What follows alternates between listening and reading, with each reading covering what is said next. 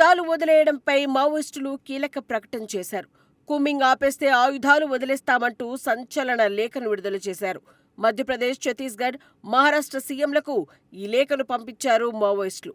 ఇప్పటికే జోనల్ కమిటీలకు సమాచారం ఇచ్చామని, సీసీఎంలో కూడా నిర్ణయం తీసుకున్నామని లేఖలో మావోయిస్టులు తెలిపారు.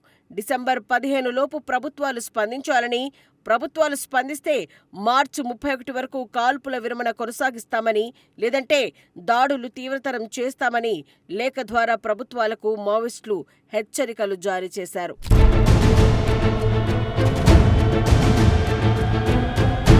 మావోయిస్టులు ఆయుధాలు విడిచి అభివృద్ధిలో భాగస్వాములు కావాలని కేంద్రం పిలుపునిచ్చిన విషయం తెలిసిందే.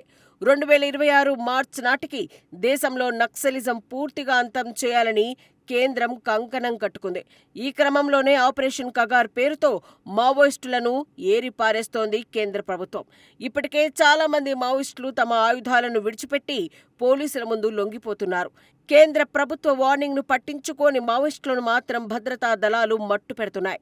మావోయిస్టు అగ్రనేత హిడ్మా సహా చాలా మంది కీలక మావోయిస్టులు ఎన్కౌంటర్లో చనిపోయారు. ఈ క్రమంలోనే మావోయిస్టులు ఆయుధాలు వీడటంపై కీలక ప్రకటన చేసినట్లు తెలుస్తోంది.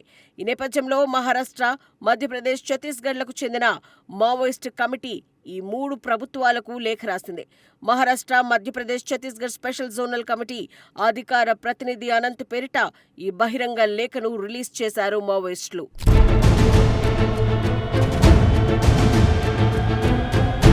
దేశం, ప్రపంచంలో మారుతున్న పరిస్థితులను అంచనా వేస్తూ సాయుధ పోరాటాన్ని తాత్కాలికంగా నిలిపివేయాలని నిర్ణయించుకున్నట్లు మావోయిస్టులు ఈ లేఖ ద్వారా తెలిపారు.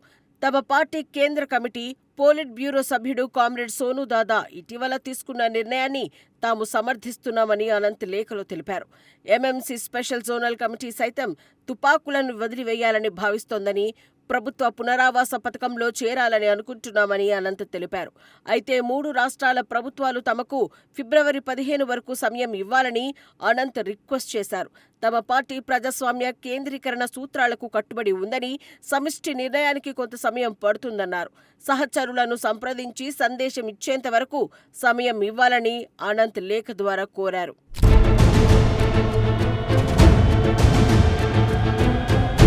మావోయిజాన్ని అంతం చేయడానికి కేంద్ర ప్రభుత్వం నిర్ణయించిన గడువు మార్చి 31, 2026. ఆలోపు 3 రాష్ట్రాల ప్రభుత్వాలు కొంత సంయమనం పాటించాలని, భద్రతా దళాల కార్యకలాపాలను నిలిపివేయాలని అనంత్ విజ్ఞప్తి చేశారు.